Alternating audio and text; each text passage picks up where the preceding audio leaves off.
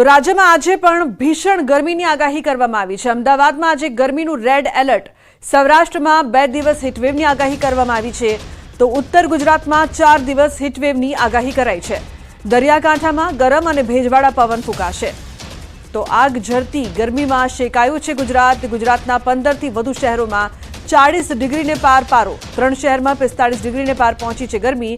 45.9 degree તાપમાન સાથે અમદાવાદ સૌથી ગરમ શહેર। તો સુરેન્દ્રનગર 45.8 ડિગ્રી સાથે હોટેસ્ટ જિલ્લો। પાટનગર ગાંધીનગરમાં પણ 45.7 ડિગ્રીમાં શેકાયું। અમરેલીમાં 44.9, ભુજમાં 44.3, ડીસામાં 44.3 ડિગ્રી ગરમી છે। તો રાજકોટમાં 45.2 ડિગ્રીએ પહોંચી ગયો છે ગરમીનો પારો। વડોદરામાં 43.4, सूरत में 41.2 डिग्री तापमान नोंधाયું છે। अहमदाबाद की अगर हम बात करें हीट एक्शन प्लान के तहत, उसमें अगले 2 दिनों के लिए रेड अलर्ट जारी किया गया है और 3 से चौथे और 5वें दिन के लिए ऑरेंज अलर्ट अहमदाबाद सिटी के अंदर रहेगा। साथ ही साथ डिस्ट्रिक्ट्स की बात करें, डिस्ट्रिक्ट्स जो है ऑरेंज अलर्ट में रहेंगे जहाँ जहाँ हीट वेव दिया गया है। जिसमें अगर हम हीट वेव की बात करें, नॉर्थ गुजरात से अगर हम देखते हैं, नॉर्थ गुजरात में अगले 5 दिनों के लिए जो है हम अहमदाबाद, गांधीनगर, आणंद, बनासकांठा, साबरकांठा, पाटन तथा મહેસાણા जो है डिस्ट्रिक्ट्स में जो है अगले 5 दिनों के लिए हीट वेव दे रहे हैं। તો સતત વધતી ગરમી અને રેડ એલર્ટ વચ્ચે જે આગાહી કરવામાં આવી છે, સંવાદદાતા વિભુ લાઈવ જોડાયા છે વધુ માહિતી આપવા માટે। વિભુ, સતત ગરમી, રેડ એલર્ટ અને હવે લોકો ત્રાહિમામ પોકારી ઉઠ્યા છે, હજુ કેટલા દિવસ ગરમીનો માર સહન કરવો પડશે વિભુ?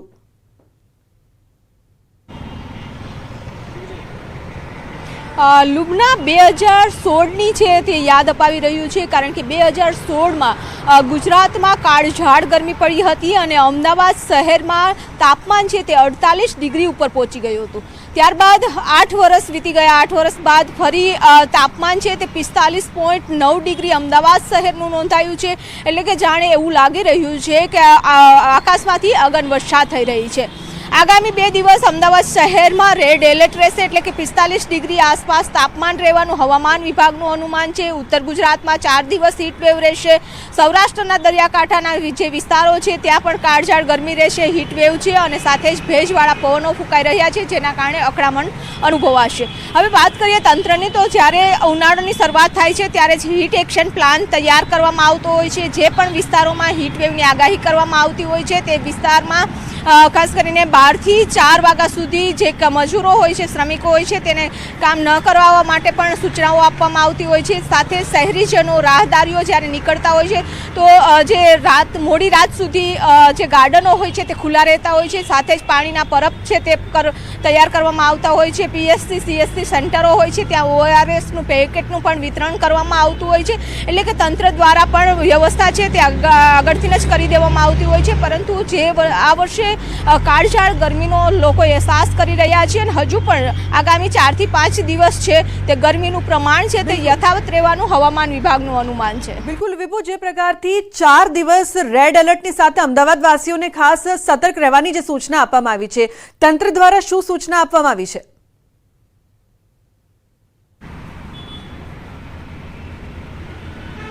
લુબના અત્યારે અમદાવાદ શહેરમાં રેડ એલર્ટ આપવામાં આવ્યું છે, એટલે કે 45 ડિગ્રી અથવા તો 45 ડિગ્રીથી ઉપર તાપમાન છે તે નોંધાઈ શકે છે।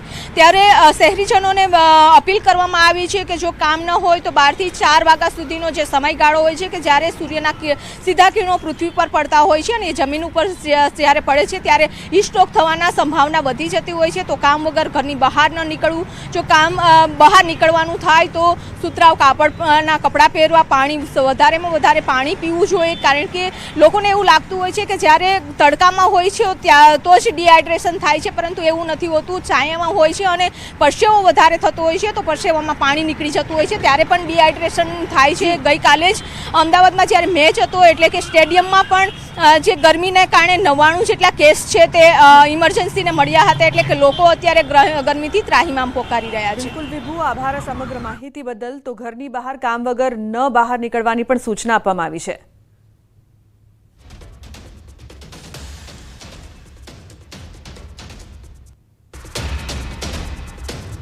તો ગરમી અંગે અંબાલાલ પટેલની મોટી આગાહી। મધ્ય ગુજરાતના ભાગોમાં પારો 45 ડિગ્રી પહોંચી શકે છે। 24 અને 25મી મેના દિવસે વધુ ગરમી રહી શકે છે। 24-25 મે ઘણા ભાગોમાં પારો 46 ડિગ્રી જઈ શકે. કચ્છના ભાગોમાં ગરમી વધશે તેવી પણ આગાહી.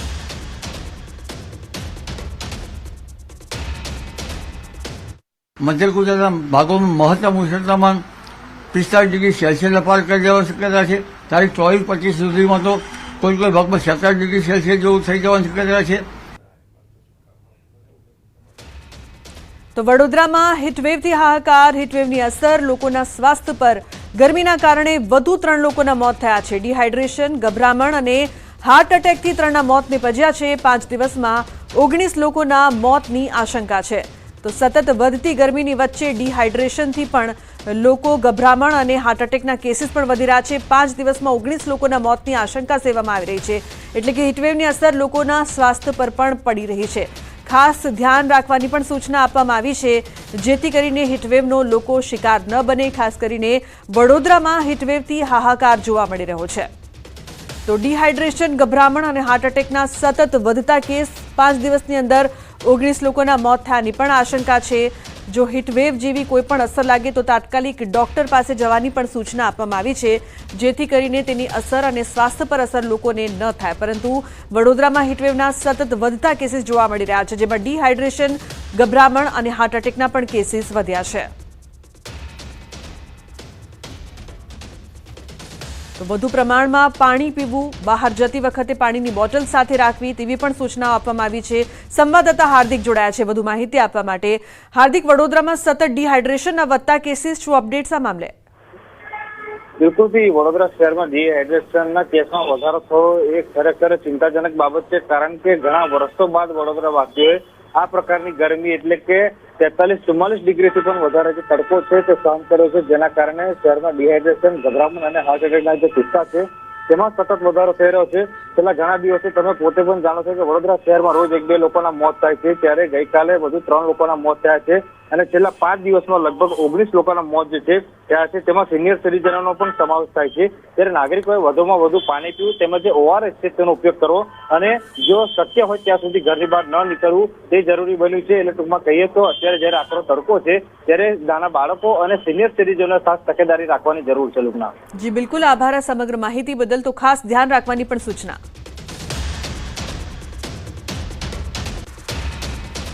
કાળઝાળ ગરમીની અસર લોકોના સ્વાસ્થ્ય પર. સ્ટેડિયમમાં મેચ જોવા ગયેલા 99 લોકોને ગરમીની અસર થઈ છે. 108 ઇમરજન્સી સેવા દ્વારા 99 લોકોને હોસ્પિટલ પહોંચાડવામાં આવ્યા.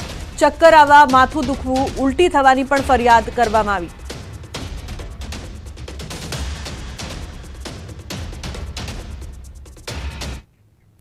તો બીજી તરફ સુરતમાં કાળઝાળ ગરમી વચ્ચે વીજ કાપથી પરેશાની થઈ રહી છે.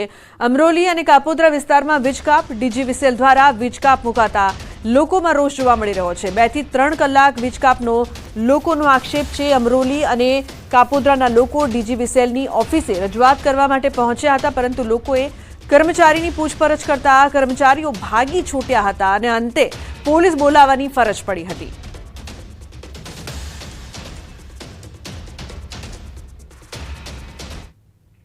તો ભીષણ ગરમીથી નડિયાદના લોકો પણ ત્રાહિમામ પોકારી ઉઠ્યા છે. તો બીજી તરફ ગરમીથી બચવા લોકો છાશનો સહારો લેતા દેખાયા. નડિયાદમાં ભીડભંજન હનુમાન મંદિર દ્વારા નિઃશુલ્ક છાશ વિતરણ કરવામાં આવ્યું. લોકોએ ભરગરમીમાં છાશનું સેવન કરીને હાશકારો અનુભવ્યો. આજે પણ 350 લીટર છાશનું વિતરણ કરવામાં આવશે. લગભગ 3000 થી 4000 લોકો છાશનો લાભ લઈ રહ્યા છે. જો લોકોનો ધસારો વધશે તો આવતીકાલે 600 લીટર છાશનું વિતરણ કરાશે.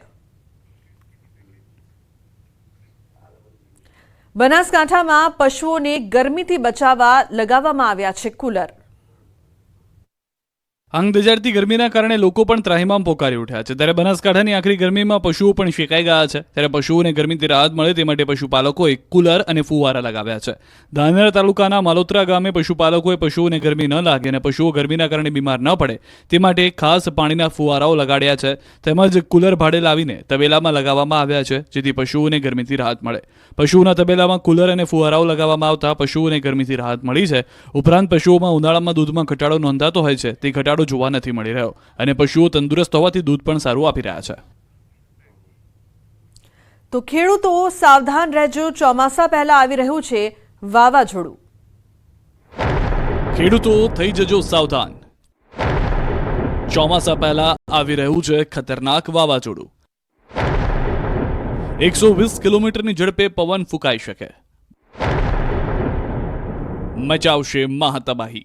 ગુજરાત અને દેશમાં ચોમાસાની ઘડીઓ ગણાઈ રહી છે. ચોમાસું કેરળથી માત્ર ગણતરીના કિલોમીટર જ દૂર છે, ત્યારે ખેડૂતો માટે માઠા સમાચાર આવ્યા છે, કેમ કે ચોમાસા પહેલા દેશમાં વાવાઝોડાનો ખતરો મંડરાઈ રહ્યો છે. આ વખતે વાવાઝોડું તબાહી મચાવી દેશે. હવામાન વિભાગે અનુમાન વ્યક્ત કર્યું છે. બંગાળની ખાડીમાં વાવાઝોડાને લઈને લો પ્રેશર સર્જાયું છે. 24 મેએ ડિપ્રેશન સર્જાવાની સંભાવના છે. અનુમાન પ્રમાણે ડિપ્રેશન બન્યા બાદ પણ સિસ્ટમ વધુ મજબૂત બનશે. આ બાજુ હવામાન નિષ્ણાંત અંબાલાલ પટેલે પણ વાવાઝોડાને લઈને ખતરનાક આગાહી કરી છે. અંબાલાલ પટેલના મતે 24 મેએ ડિપ્રેશન સર્જાવાની સંભાવના. બંગાળ ઉપસાગરનું વાવાઝોડું ભારે હશે. 26 મી સુધી તબાહી મચાવે તેવું વાવાઝોડું હશે. દક્ષિણ પૂર્વીય તટો પર તબાહી મચાવી શકે. તટો પર 120 કિલોમીટરની ઝડપે પવન ફૂંકાઈ શકે. આ સ્થિતિને કારણે ચોમાસાને ફાયદો થશે. ભેજ મર્જ થશે તો પ્રી મોન્સૂન એક્ટિવિટી થશે. બંગાળનો જે ઉપસાગર છે ભારે વલોવા છે, ભારે વાવાઝોડું થશે. તારીખ 26 સુધીમાં તો આ વાવાઝોડું ભારે તબાહી મચે એવું હશે. બંગાળ ઉપસાગરમાં દક્ષિણ પૂર્વીય તટ ઉપર ભારે તબાહી મચાવશે. તો વાવાઝોડા અને ચોમાસા પર અંબાલાલનું અનુમાન આ વખતે વાવાઝોડા, આંધી, વંટોળ વધુ રહેશે. અંબાલાલના મતે બંગાળનો ઉપસાગર વલોવાશે. 7 જૂનથી 14 જૂનમાં ફરી આંધી, વંટોળ સાથે વરસાદ થશે.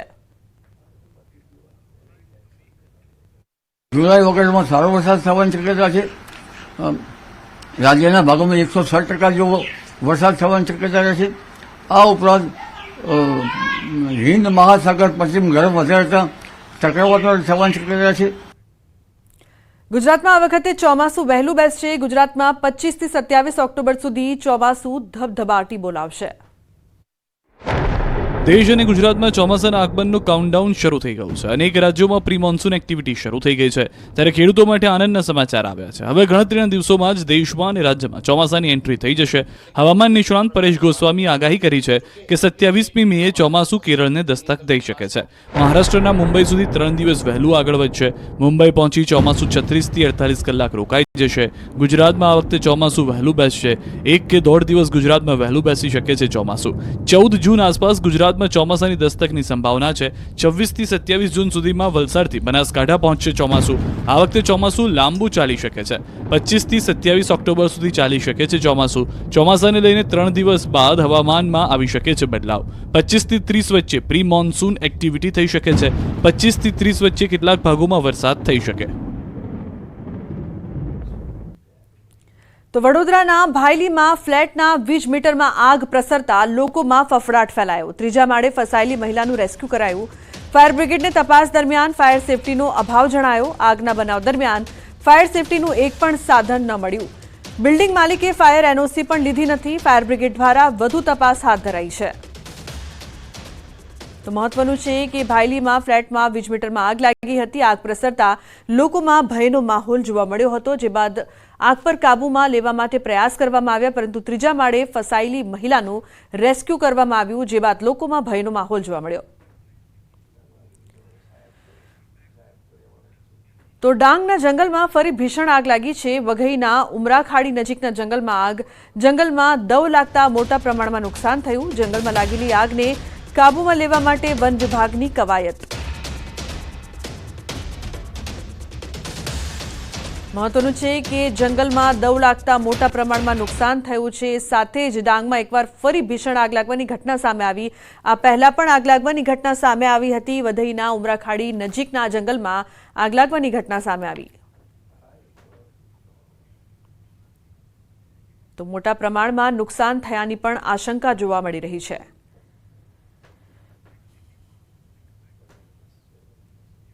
ભરૂચમાં આધેડને બાળકી સાથે અડપલા કરવા ભારે પડ્યા. શાકભાજીનો વ્યવસાય કરતા આધેડે બાળકી સાથે અડપલા કર્યાનો આક્ષેપ. આસપાસના સ્થાનિકોએ આધેડને ચખાડ્યો મેથી પાક. આખી ઘટનાનો વિડીયો થયો છે સોશિયલ મીડિયામાં વાયરલ.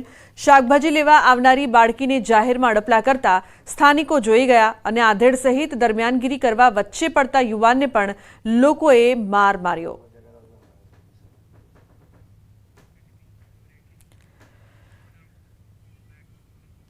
તો જૂનાગઢમાં વન વિભાગના નિયમના ભંગનો વિડીયો, પ્રતિબંધિત વિસ્તારમાં વાહનથી નીચે ઉતર્યો શખ્સ, વાયરલ વિડીયો દેવળિયા સફારી પાર્કનો હોવાની શક્યતા છે. વિડીયો વાયરલ થતા વન વિભાગ હરકતમાં આવ્યું. જંગલમાં નીચે ઉતરવાની મનાઈ છતાં નિયમનો ભંગ. ગવર્મેન્ટ ઓફ ગુજરાતનું લખાણ પર વાહન પર નજરે પડ્યું. સીસીએફ આરાધના શાહુ દ્વારા તાત્કાલિક તપાસ કરવા આદેશ આપવામાં આવ્યા છે. તપાસ અધિકારીના રિપોર્ટ બાદ વધુ કાર્યવાહી કરવામાં આવશે તેવું સીસીએફ દ્વારા કહેવામાં આવ્યું. ભરૂચના અંકલેશ્વરમાંથી ગાંજાની ખેતી ઝડપાઈ છે. 40 કિલો ગાંજા સાથે એક પકડાયો. લીલા સૂકા ગાંજાના 52 જેટલા છોડ મળી આવ્યા.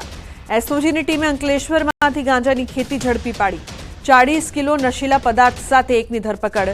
નો ડ્રગ્સ ઇન ભરૂચ કેમ્પેન અંતર્ગત ગાંજાના છોડનું વાવેતર કરનાર આરોપીને લીલા સૂકા ગાંજાના 52 છોડ સાથે ઝડપી પાડવામાં આવ્યા. ભરૂચના એસઓજીએ આ કાર્યવાહી કરીને ₹3.96 લાખનો મુદ્દામાલ કબજે કર્યો. તો મોરબીના રાજપર ગામે ખનિજ માફિયાઓ હવે બેફામ બની ગયા છે. રાજપર ગામે ખાણ ખનિજ વિભાગના દરોડામાં 7 ડમ્પર પકડાયા છે. ફ્લાઇંગ સ્ક્વોડ દ્વારા આ રેડ પાડવામાં આવી હોવાની માહિતી મળી રહી છે. અંદાજિત 7 જેટલા ડમ્પર સહિત હિટાચી મશીન પણ પકડી પાડવામાં આવ્યાની માહિતી છે. છેલ્લા કેટલાક સમયથી રાજપર ગામે ખનિજ માફિયા દ્વારા ખનિજ ચોરી કરવામાં આવતી હોવાની માહિતી મળી છે. તો ખનિજ વિભાગની ટીમે આગળની કાર્યવાહી હાથ ધરી છે.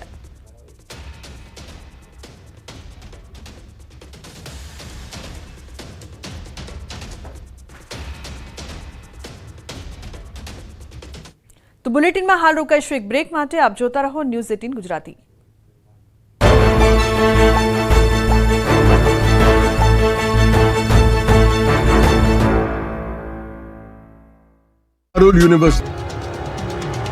ગુજરાત પર સુરેશદાદા જોરદારના કોપાયમાન થઈ ગયા છે. ગુજરાતના 10 થી વધુ શહેરોમાં 45 ડિગ્રીને પાર પારો પહોંચી જતા હાહાકાર મચી ગયો છે.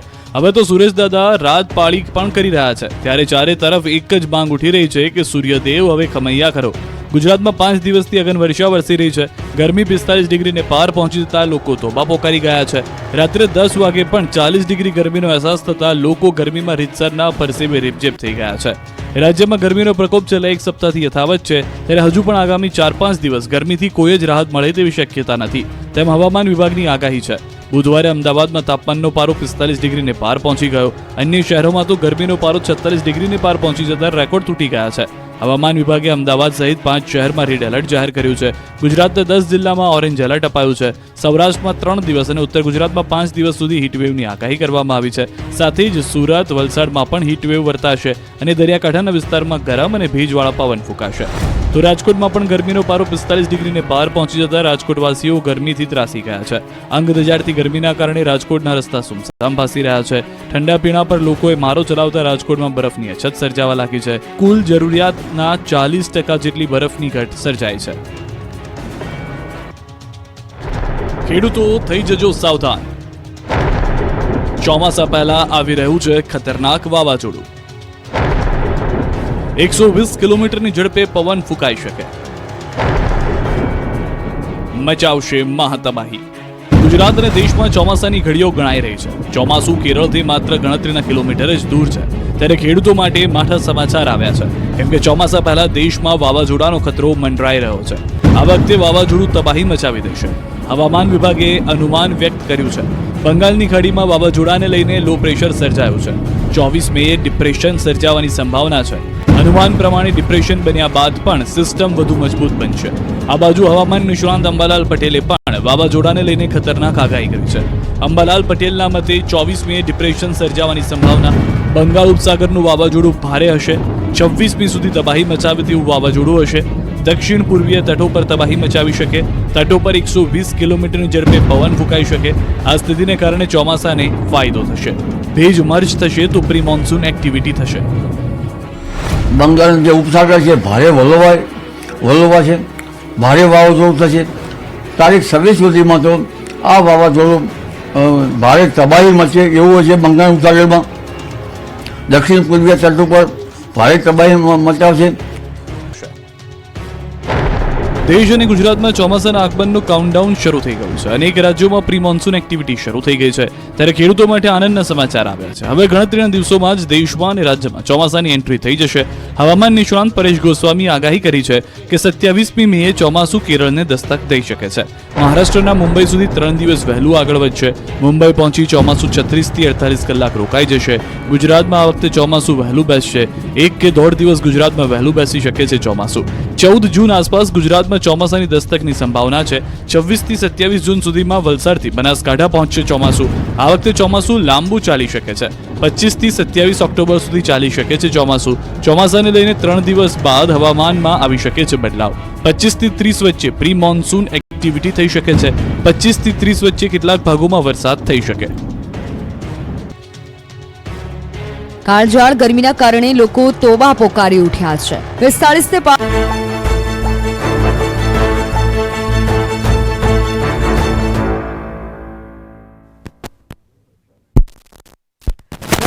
તો સુરતમાં કાળઝાળ ગરમીથી બચવા માટે પ્રયાસ કરવામાં આવી રહ્યા છે. ટ્રાફિક પોલીસ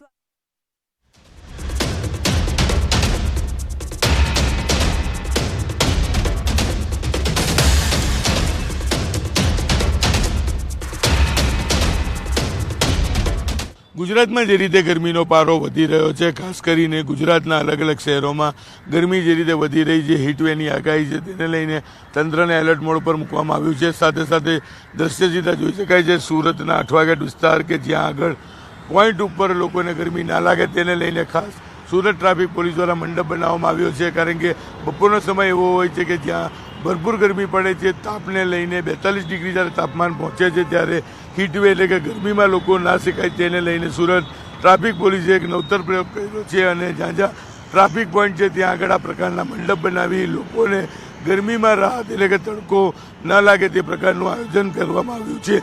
ખાસ કરીને હીટવેવને લઈને તંત્ર દ્વારા અલગ અલગ માર્ગદર્શિકા જાહેર કરવામાં આવી છે. તો બીજી બાજુ હીટવેવને લઈને સૌથી મહત્વની વાત છે કે હોસ્પિટલોમાં વોર્ડ તૈયાર કરવામાં આવ્યા છે અને જે પ્રકારે આગામી 3 દિવસ વધુ ગરમી સાથે હીટવેવની આગાહી છે તેને લઈને તંત્ર દ્વારા અલગ અલગ રીતે લોકોને ગરમીમાં રાહત મળે તે પ્રકારની કામગીરી કરવામાં આવી રહી છે.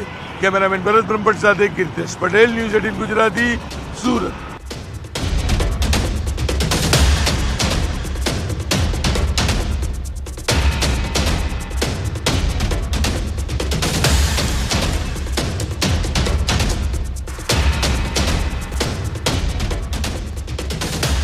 કે તંત્ર દ્વારા તમામ પ્રયાસ કરવામાં આવી રહ્યા છે જેથી કાળઝાળ ગરમીથી લોકોને રાહત મળી શકે, જે માટે ખાસ વ્યવસ્થા પણ કરવામાં આવી છે.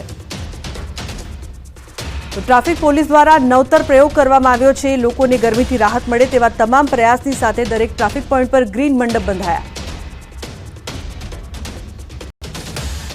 મહત્વપૂર્ણ સમાચાર અમદાવાદથી શાહરૂખ ખાનનું ચેકઅપ કરવામાં આવ્યું છે. થોડી વારમાં શાહરૂખ ખાનને ડિસ્ચાર્જ કરાશે.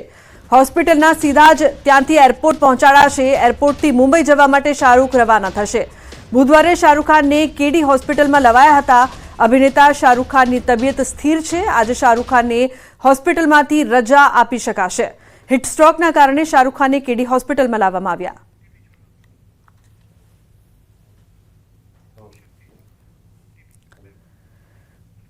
તો અમદાવાદમાં ગુજરાત કોંગ્રેસ ભવન ખાતે ડોક્ટર મનીષ દોશી સંપાદિત કારકિર્દીના ઉમરે પુસ્તકનું વિમોચન કરાયું. ધોરણ 10 અને 12ના કારકિર્દી અંગે વિદ્યાર્થીઓને પૂરતી માહિતી આ પુસ્તકથી મળશે. સતત 19મા વર્ષે કોંગ્રેસ દ્વારા વિદ્યાર્થીઓના માર્ગદર્શન માટે આ પુસ્તકનું વિમોચન કરવામાં આવ્યું છે. આ પ્રસંગ ગુજરાત કોંગ્રેસ પ્રભારી મુકુલ વાસનિક આ પુસ્તકનું વિમોચન તેમણે કર્યું હતું. આ પ્રસંગે કોંગ્રેસ પ્રભારી મુકુલ વાસનિક, શક્તિસિંહ ગોહિલ, અમિત ચાવડા પણ ઉપસ્થિત રહ્યા હતા. 19 વર્ષથી સતત પ્રયત્ન રહ્યો છે કે આ દિશા એમનો પથ નક્કી કરવામાં ક્યાંક ને ક્યાંક એમને માર્ગદર્શન મળે, મદદ મળે કે જેને પોતાના દીકરા દીકરીઓને બદલાતા સમય પ્રવાહ મુજબ કઈ લાઈનમાં કઈ ક્ષેત્રમાં આગળ વધારવા એના માટેની જે માહિતી ને માર્ગદર્શન જોઈતું હતું આ પુસ્તિકાએ વર્ષોથી આપ્યું છે. मनीष दोशी जी और उनके तमाम साथियों को मैं बहुत बहुत बधाई देता हूँ कि उन्होंने विद्यार्थियों के करियर गाइडेंस की दृष्टि से एक बहुत अच्छी पुस्तिका का यहाँ पर विमोचन किया है.